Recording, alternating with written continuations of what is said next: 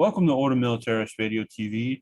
Here we are lifelong Catholics, and what we do is all for free and for our love of Jesus Christ and for our Holy Mother, the Church. We'll defend our Holy Mother, the Church. While we are working out the kinks and everything on a new location for Order Militaris in Italy. I heard it wasn't such a great video yesterday, so we're going to give you some highlights about Henry Luce. He was the founder of Life magazine, Time magazine, Fortune magazine, and the cruddy Sports Illustrated magazine. His mentor was Walter Lippmann. He controlled the presidents from Woodrow Wilson, Calvin Coolidge, Lyndon B. Johnson, and numerous others. And he still controls everything we see today. And with our so-called introduction to Mr. Luce, now we're going to get you some meat of the details and begin to tell you about his wife. So we welcome Brother Alexis to the program. Thank you, AJ, for having me on Order Militaris Radio TV, and I apologize to our viewers yesterday for the lousy quality. We tried Skype. We're going to try to work with Zoom today. And as you can see, I'm broadcasting from the first commandery of the Order, Blessed Urban II. It's dedicated here in Italy. And it's a lovely day, so I'm out on the balcony. Let's try the connection. Hopefully it works. So Luce was really an influential figure, and I'll point out that we're not too sure whether you pronounce his name Luc, because it's from the French Luc, or you pronounce it Luce. And he was really an anti-Catholic bigot. He was like 100%. It wasn't because he was Presbyterian. I think it was because he was Skull and Bones, and he was one of their big agents.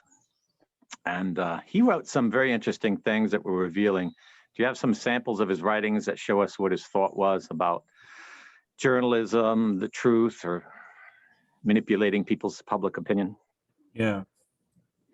So here he begins talking about the Cold War.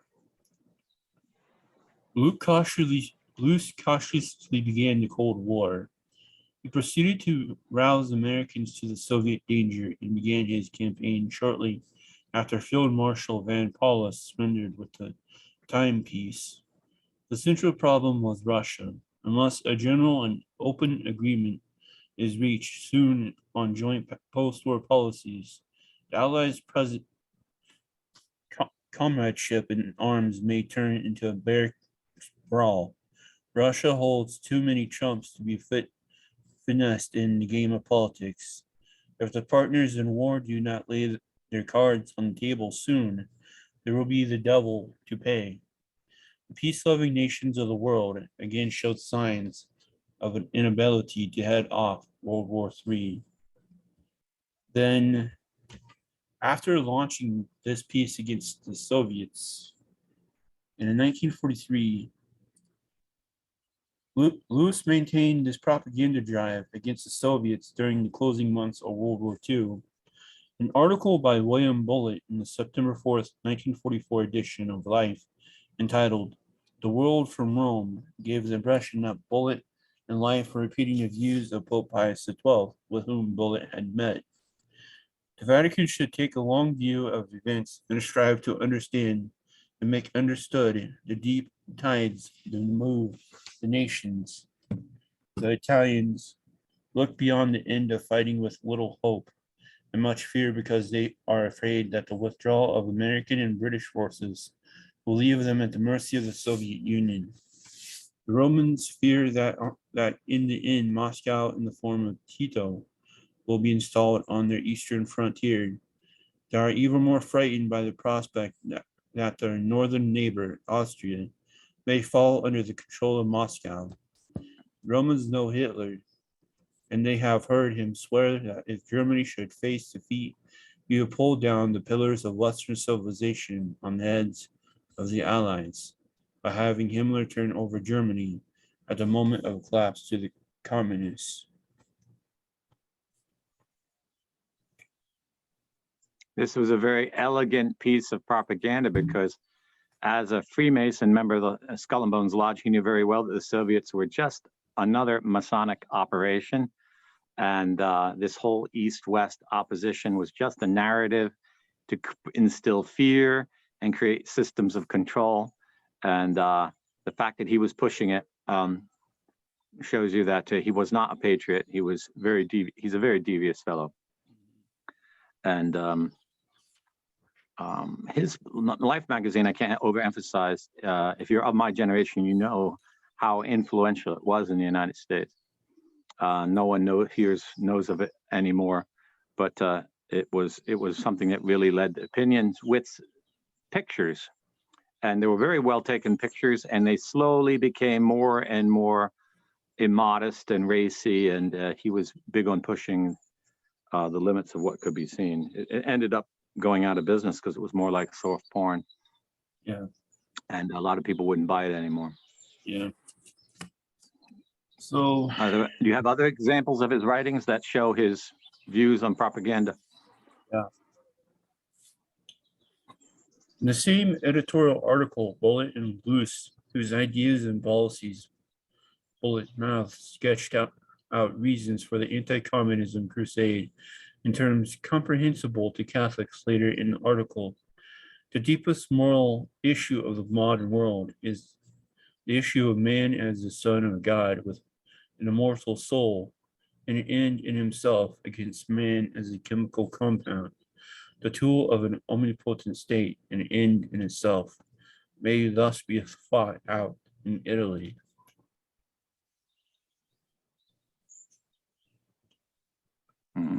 I can't de-emphasize how much the communist threat was propagated in the Catholic Church. You know, from my generation, you knew that even Fatima was framed as anti-communist, as if Our Lady came to Fatima to warn us only about Russia and its errors and not about the Freemasons. And you have people to this day who say the dragon of the apocalypse, that's Russia. That's not Freemasonry. And they'll become vicious and attack you online if you suggest, no, it's the Masonic Lodge. Yeah. Because we have to admit that there's no more Soviet Union. So who's behind the Great Reset? It's not the Soviet Union, and it's not the Russians. Mm-hmm. It's not even Russian thinkers. It's all Americans and people from Nazi families. So this whole idea of look at Russia, Russia's the threat, is an old Masonic game, mm-hmm. and one that they created. And this next one ties directly into our topic. This is from the author David Wimhoff. The Cold War was more and more brought into the fore as the fighting in Germany died down. The Soviets responded with Andrei Gromyko, Andrei Vyshensky, taking rhetorical aim at Clare Booth Luce, Henry's wife, and a congresswoman from Connecticut at the time. The Daily Worker and the New Masses headlined, Luce plans the next war. And the next war was a phase that recurred more and more in time and life. Yeah, so that there's clearly who was pushing the rhetoric.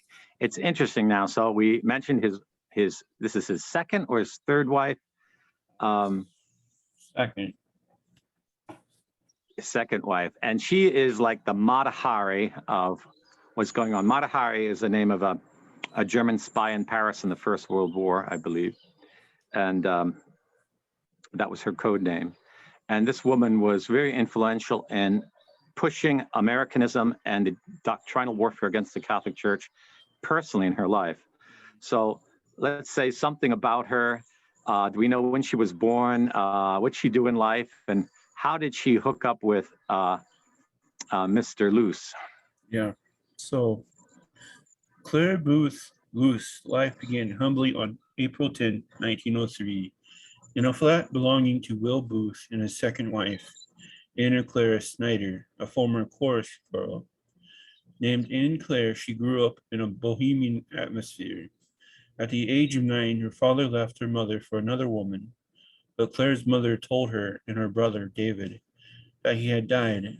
With her mother ambitious for her child, Claire was enrolled in the Cathedral School of St. Mary in Garden City, Long Island. And while there, she wrote in her diary of her desire to marry a publisher. Write something to be remembered, have 3 children, and be fluent in 4 languages. 2 years later, she was enrolled in a more prestigious school known as Castle School at Tarrytown on the Hudson, where she rapidly advanced and graduated in June 1919. And what did she do in her early career before she met Mr. Luce? Well, so she, at a church service in New York in June 1922, she met George T. Brokaw, a 43-year-old Playboy millionaire bachelor and clothing merchant heir, and was the object of much gossip in the New York tabloids. In August 1923, despite some apparent reservations, she married him. Her only daughter, Anne, was born in August 1924. Thereafter, the marriage deteriorated because of George drinking, his abuse of Claire, and 4 miscarriages. By April 1929, Claire had enough, and she and Anne went to Nevada for a divorce that was granted the following month.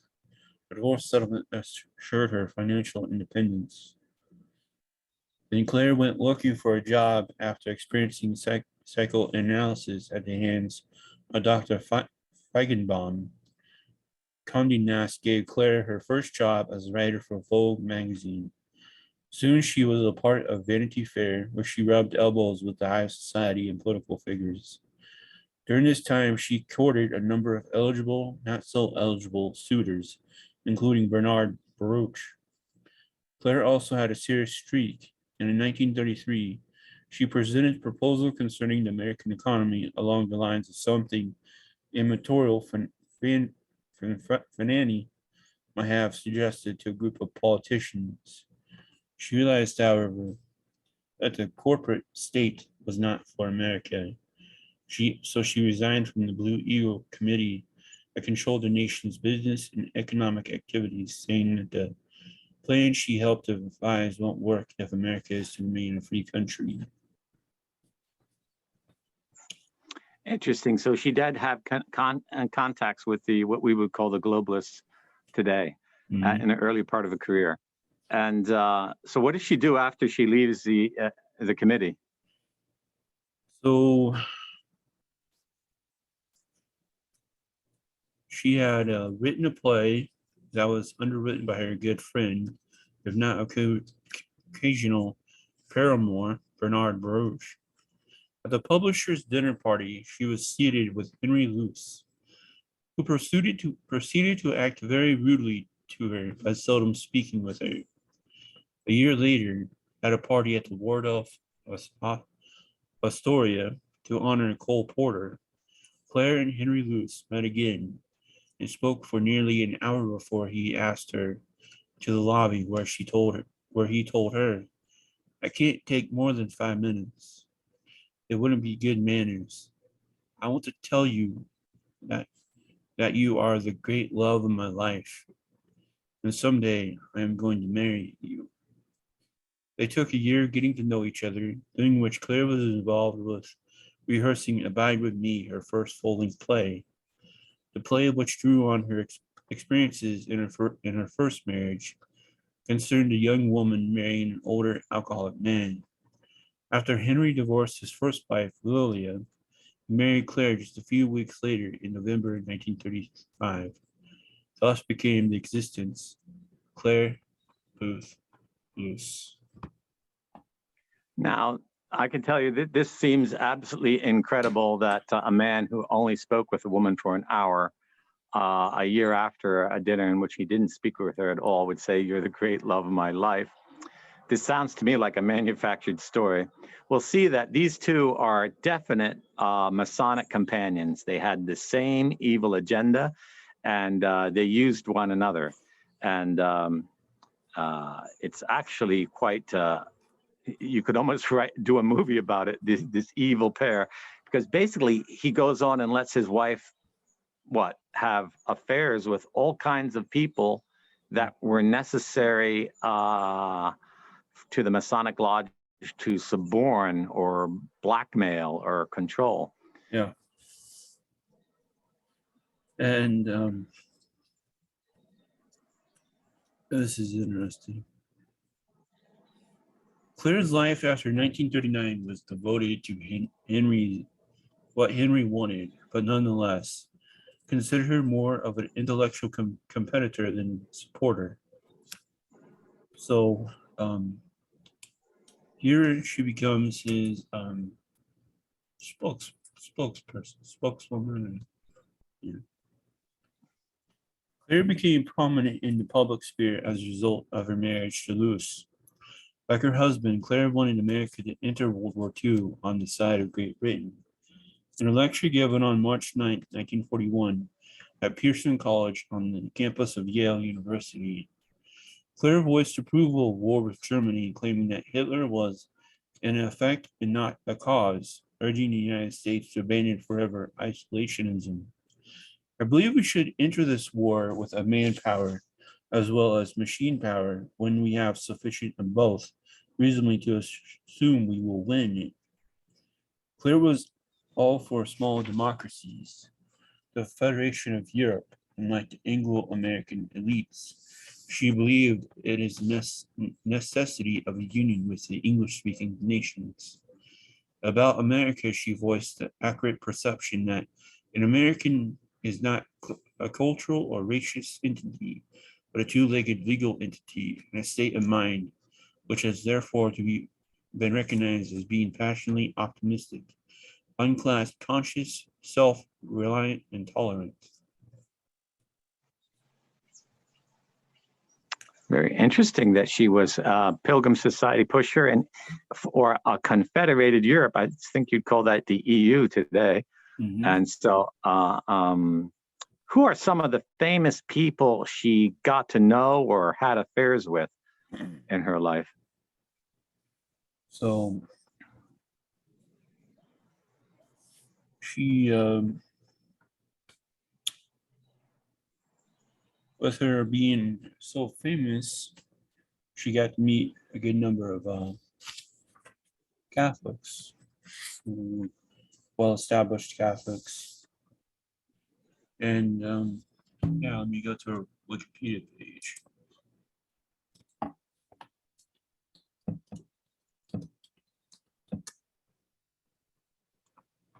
She had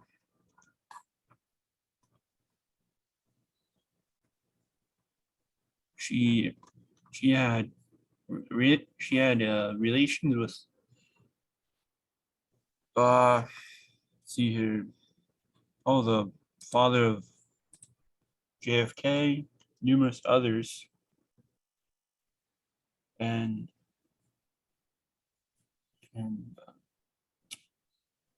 then it was around this time she decided, oh, I want to convert to the Catholic Church. While she's married to Luce, who's divorced. Uh-huh. So on February 16th, 1946, while still a congresswoman in the 9 years after she became Henry Luce's second wife in 1935, Clare converted to the Catholic faith. Although Clare was independently wealthy before marrying Henry Luce, whom she affectionately called Harry, she dedicated her life after marrying him to advancing his ideas and agenda. Even after her conversion, Clare personified the idea that Catholics could advance and prosper in American society, which was in itself one of Harry's ideas. But her convictions about being Catholic and being American, now two parts fit together, was suffused. Nonetheless, and with ambivalence that her husband, who never converted, never felt. Now, this is a letter she wrote. Yeah, go ahead. No, go ahead. No, go ahead. Now, this is a quote from a letter she wrote to Bishop Fulton Sheen.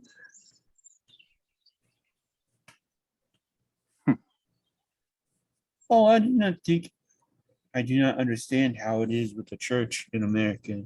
How sweet it is to be at long last on the right side of the tracks and to be in the religious field, as one of my Catholic friends put it, a real up and comer. Oh, could it be that the church itself is beginning to be just a little like a rich young man? Men, I say, should not spend all their novenas and so much of their life of prayer and her contemplation, not in the times like these that call for eagles and lions and tigers of the Lord. Ravage the world with the truths of Christ crucified. This is a lush land of glittering corruption. No king but saints and martyrs can save us now.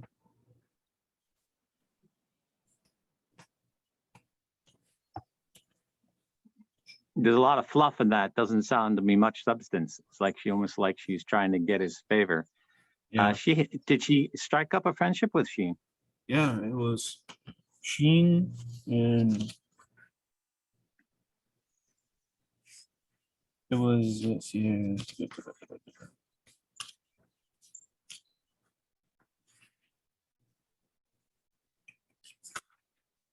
where that page, that's Luce's main propaganda point was to get the rest of the church to act like American Catholics.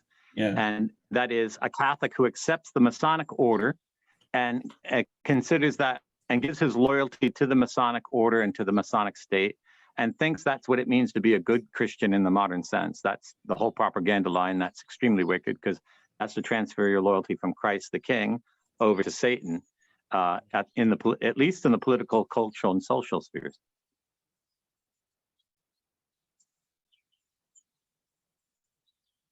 Do we lose the connection?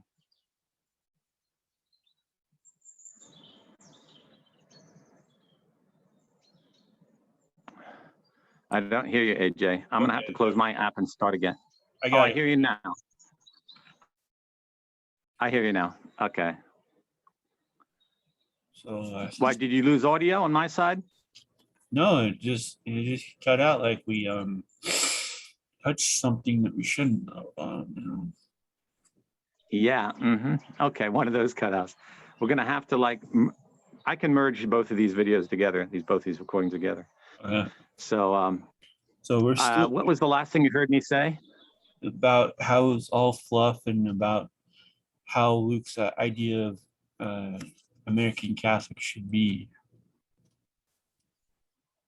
Yeah, his idea that the whole church should become like American Catholics because American Catholics accept the Masonic order and think that obeying a Masonic state is the way of being a modern Christian. And this is diabolical because it transfers your loyalty from Jesus Christ to Satan in the political, social, and cultural spheres. And once you do that, you're on a downward slope. And we've seen what happens. And so that was Luce. Luce was always pushing that image. And and I want to get to where it was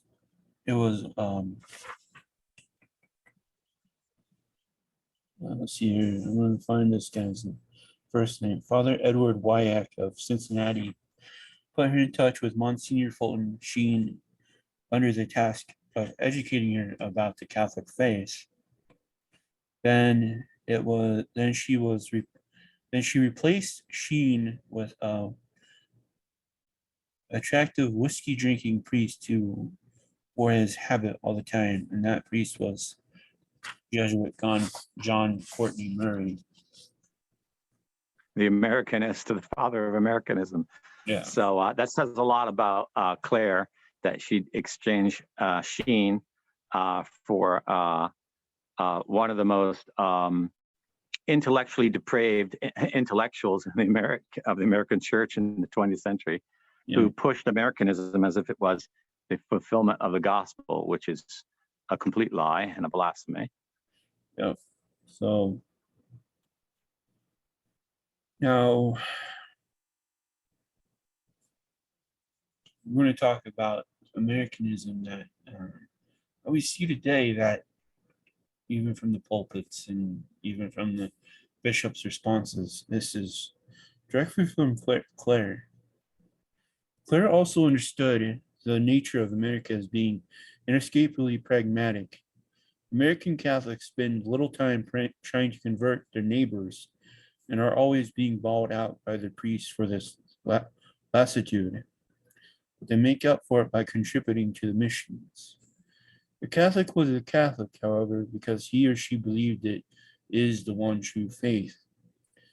The used Catholic prelates at least kept the aspect of Catholicism alive, but that would be attacked and worn down by intercreedal and interreligious cooperation.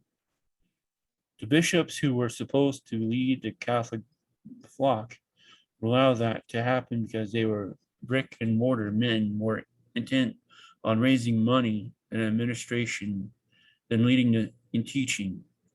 As years after World War II passed, the bishops began to defer more and more to the theologians who supported American ideology and all that came with it. And then it goes into detail. These priests and bishops were also reporting to the US government on their own people. If priests like Father Charles Coughlin,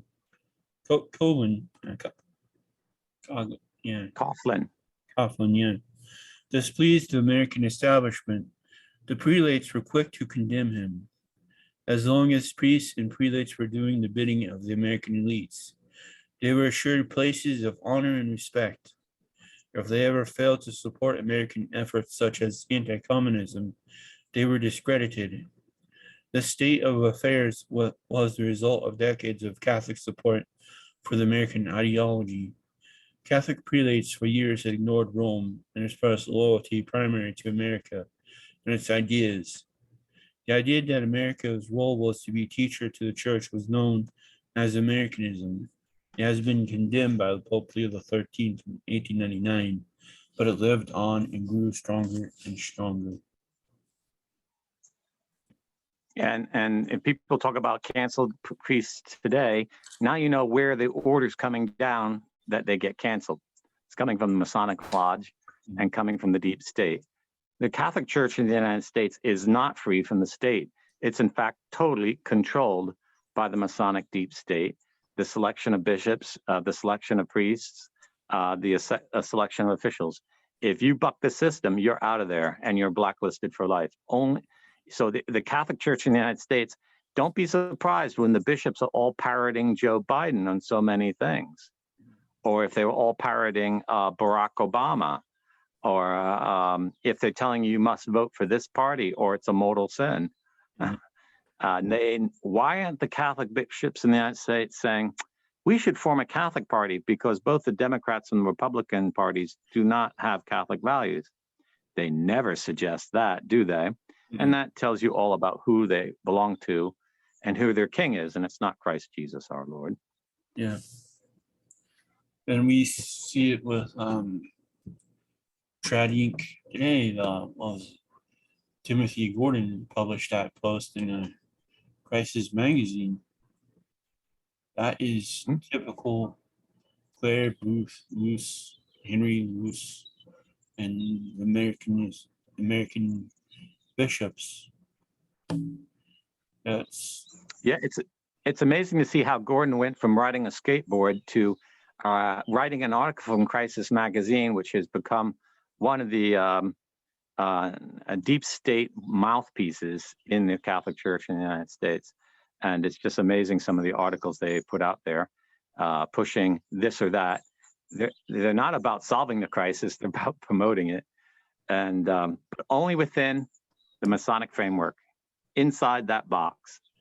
And now I know why he was very eager to hear about the Catholic Party of America, but once you explained it to him, he didn't even write you back. And that's very Masonic. It's very Masonic to just blacklist a person and pretend they don't exist. It's Catholic to say, okay, I don't agree with you. I think, you might be doing that, but and this is how Trad Inc. works. You don't exist if you're not part of the Masonic club. And we had a lot of support from people in the traditional movement in the beginning of our order. They saw our logo, and I guess they thought we were Templars, Masons, like themselves, maybe. And once they found out we were actually old-fashioned Catholics, there's like They don't even talk about us. You can't even post a comment on their websites about Order Militaris Catholicus. It's completely censored, or they'll chase you around the net with the most vile, vicious attacks, because we're not Masons, and we're not the friends of Masons or of Satanists, or we don't play games like that. And it infuriates them. Yeah. It infuriates them. And that's why we were against the scamdemic from the beginning, and from the death vax from the beginning, unlike any of them. And I don't think any of them have done much of that. They got on board once Vegan O got on board with that. Yeah. It's kind of late on that. So it's interesting that it's Clare Booth's vision of Catholicism, which now dominates the church in the United States today, even though she was an adulteress and a fornicator, and perhaps she wasn't born out of wedlock, but she's not a native born Catholic. She isn't a cradle Catholic, and she is said to have had even affairs with other men while she was married. I think it was Kennedy's father she had an affair with. Here's the list. Yeah, so Ambassador Joseph P. Kennedy, Randolph Churchill, related to Winston Churchill, General Lucian Truscott, General Charles Willoughby, and the author Ronald Dahl. those are all her affairs. All married to Luce. While married to Luce. So he had her on a mission. That's why I call her Mata Hari. And she's a name that's rather well known. And if you've read something about the history of the Catholic Church in America, you've run into her name. And she's usually painted in an absolute saintly light. And her real objective was much more sinister. And this is how the Masons are so expert on infiltration. They don't attack you. They befriend you 99%, but that 1% is poison designed to destroy you. And that's always their mode of bringing down their enemy. They're 99% faithful and 1% knife in the back, or to get you to be a traitor. And I see it here in Italy all the time. People have come to know my position on many points. They always try to get me involved in some kind of organization or Masonic activity. Every single time, they're insistent with me, and they're always saying, "We're disappointed that you don't participate in this." Well, sorry, I'm Catholic, and I can see through you. And so this is something we Catholics all should be aware of. We need to be true Catholics. We need to preach the faith. We need to defend the faith. We should not comply with the Masonic system in anything. And we certainly shouldn't accept the game rules of the game and the field they give us to play on. That's not what we should do. We should be about restoring the reign of Christ on earth, not just the social reign of Jesus Christ and talking about welfare state. That's not what it's about. And in our next episodes, who are the other big players we're going to see involved in this plot against the church, AJ? Well, we're going to break some hearts next show. We're going to make the Chinese even more upset. We're going to go after Archbishop Ireland, Archbishop Gibbons, and expose who that corrupt piece of dirt really is. Some of the big names in the Catholic Church in the 20th century were not friends of Christ at all, and they were involved in this system of subversion, internal subversion. Thank you, AJ, for having on this episode of Order Militaris Radio TV's investigation into the doctrinal war conducted by the deep state in the United States against the Catholic Church. This is going to be a very enlightening program, and I recommend everyone watch this if you want to know what really went on in the 20th century in the United States and what's really going on in the church today. This is Order Militaris Radio TV signing off. Deus Volt. Deus Volt.